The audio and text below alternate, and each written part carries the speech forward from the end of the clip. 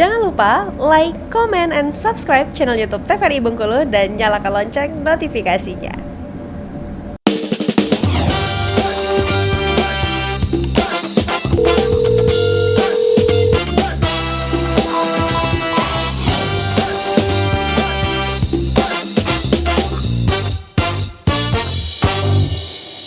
Ya pemirsa, Anda kembali menyaksikan Dokter Kitu hari ini masih membahas terkait dengan benjolan pada leher, dan kami mengingatkan pemirsa kepada pemirsa yang ingin berkonsultasi, kami masih menunggu. Silakan kontak WhatsApp di 0811 101 3210.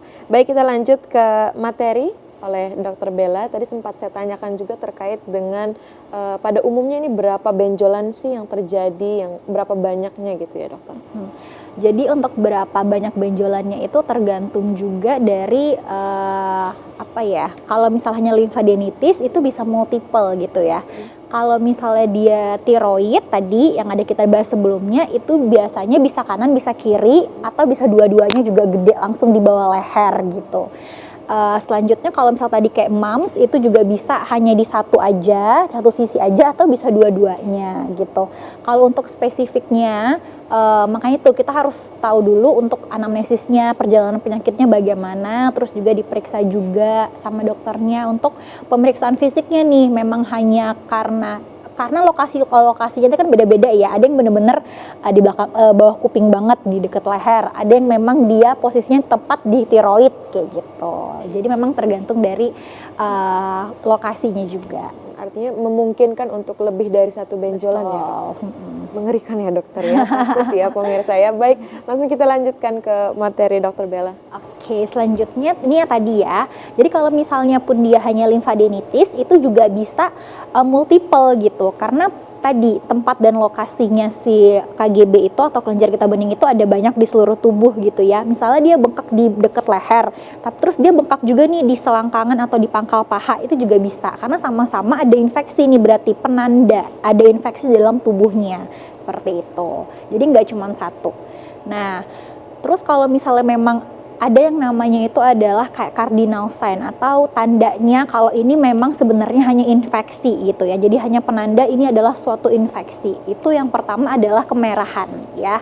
Jadi kalau misalnya ada benjolan terus dia disertain di sekitarnya itu kemerahan, itu bisa jadi adalah hanya tanda infeksi gitu atau inflamasi. Terus yang kedua dia bengkak ya, ada benjolan biasanya atau membengkak sedikit.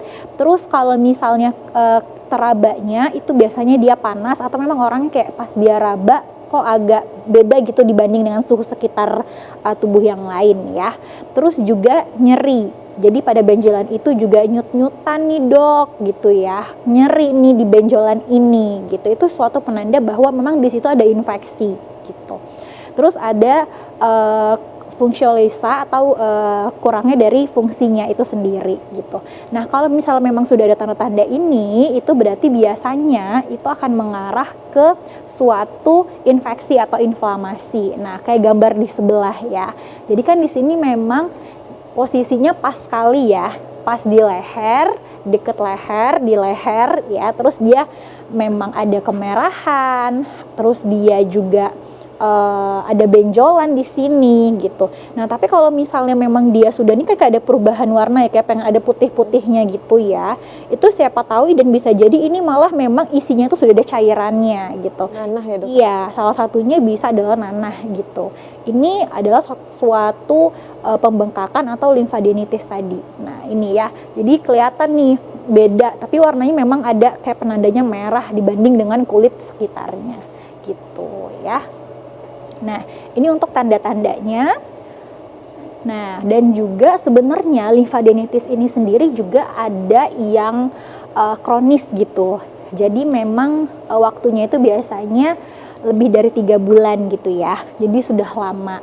Nah, untuk tanda-tandanya kalau memang dia sudah sampai ke tahap itu, ya ke tahap yang kronis, itu biasanya malah tanda-tanda untuk radangnya tadi itu sudah minimal atau sudah berkurang gitu.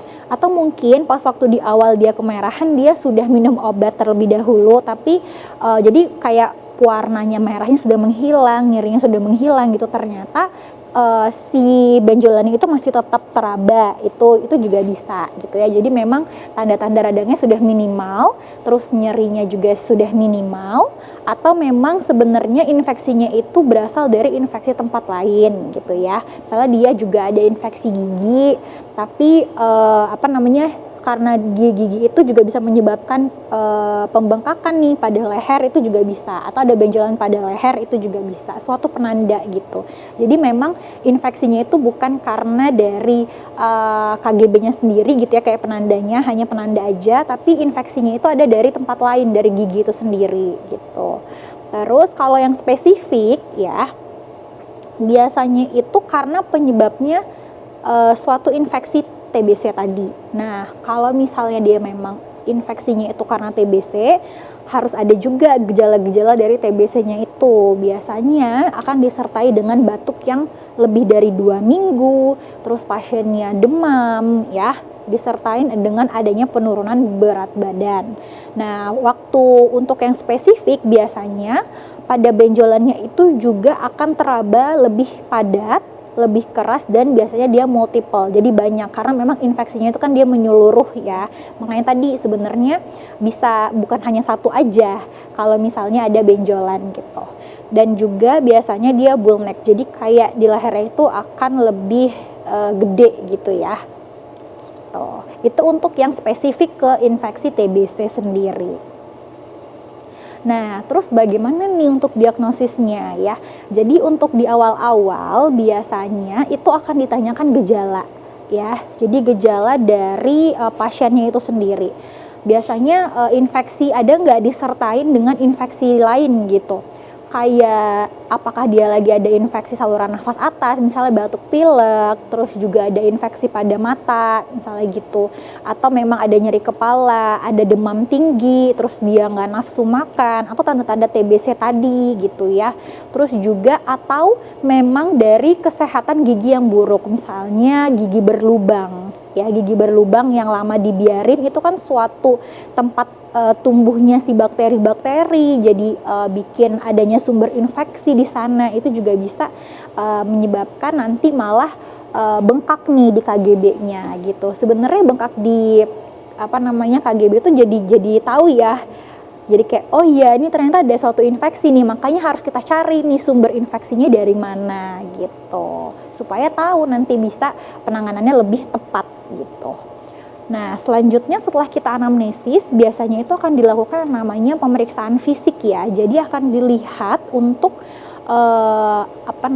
pembesaran KGB-nya tadi itu memang karena penyebabnya dari mana, atau disebabkan atau menimbulkan gejala peradangan atau tidak gitu. Jadi dilihat nih tanda-tanda peradangannya tadi sendiri yang udah dijelaskan tadi ya.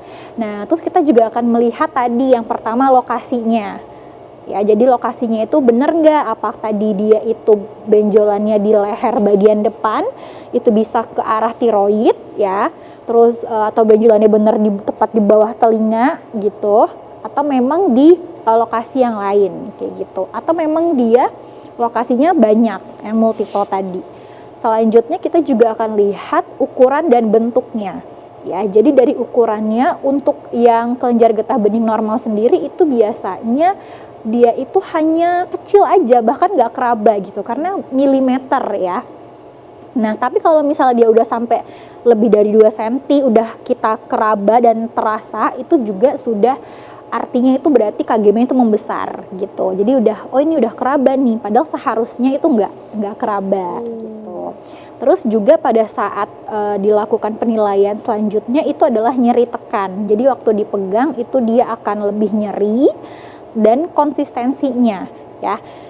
Biasanya itu kenyal tadi ya, bisa nanti kita lihat apakah dia akan kenyal ataukah dia akan keras, terus juga apakah ada fluktuasi. Kalau misalnya sudah tanda-tanda fluktuasi, itu biasanya memang di dalamnya itu sudah ada cairan, apakah itu darah isinya ataukah itu cairannya nanah, seperti itu.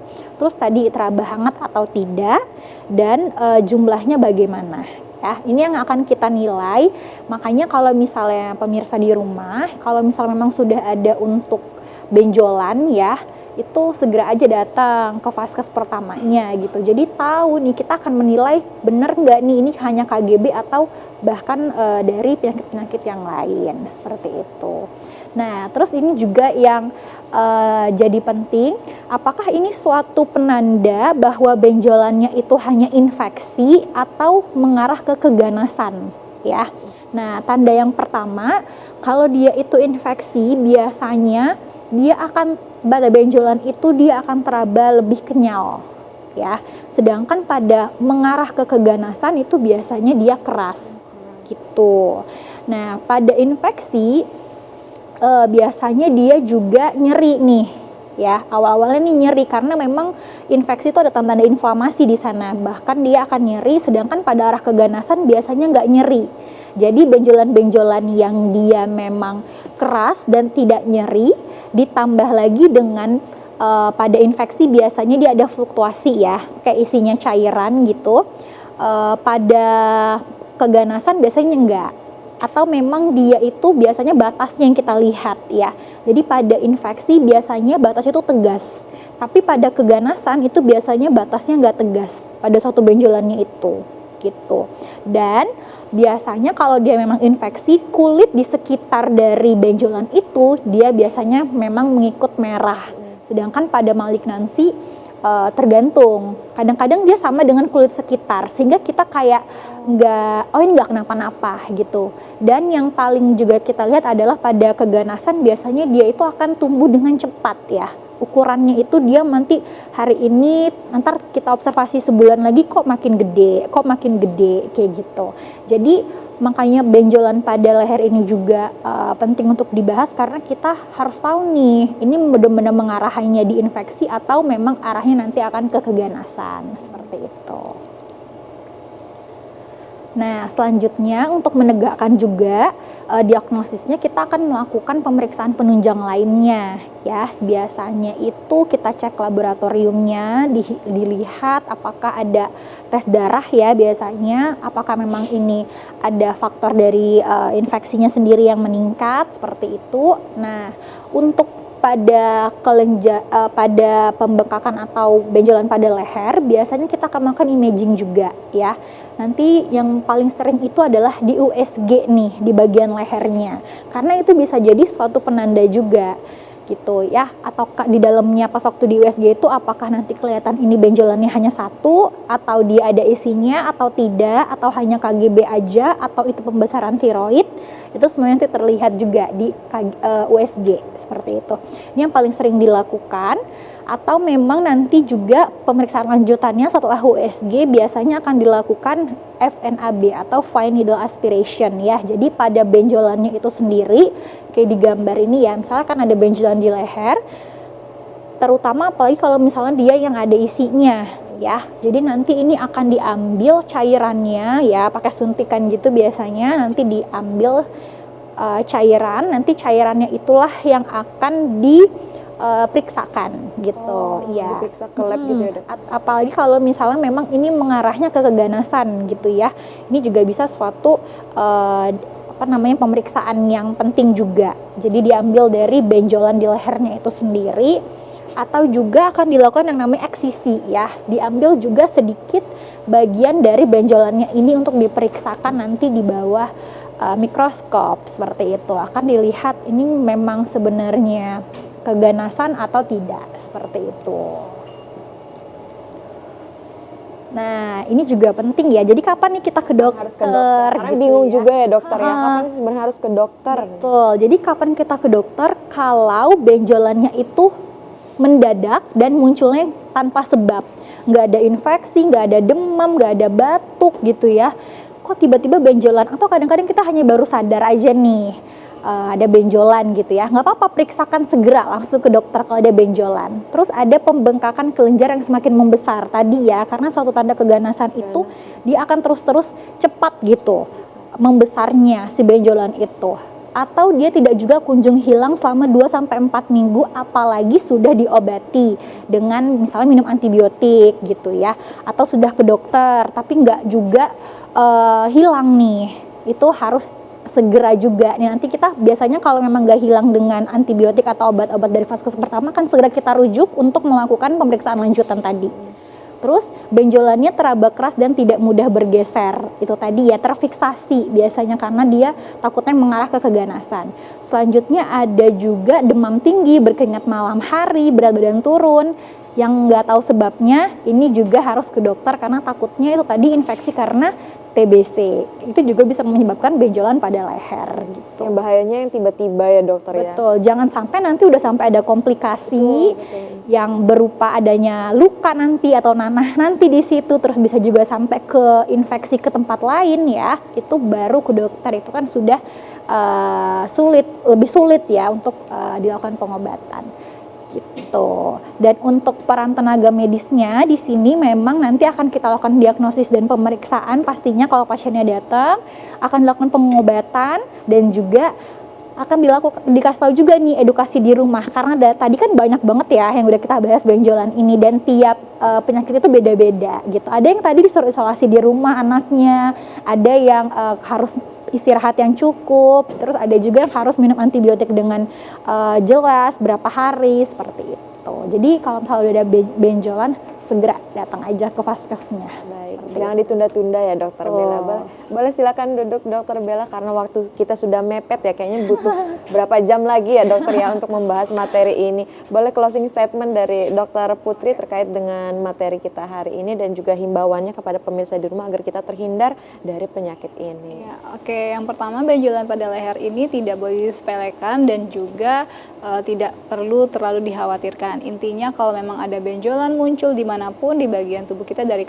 ujung kepala sampai dengan ujung kaki, silakan datang ke dokter untuk dilakukan pemeriksaan supaya mengurangi rasa cemas tadi dan juga supaya bisa dilakukan tata laksana dengan baik dan dengan tepat. Yang kedua, jangan lupa bahwa personal hygiene itu tetap harus kita jaga walaupun sekarang sudah dalam keadaan yang tidak pandemi lagi, tetap jaga pola makan yang baik, pola makan yang sehat dan jaga kebersihan.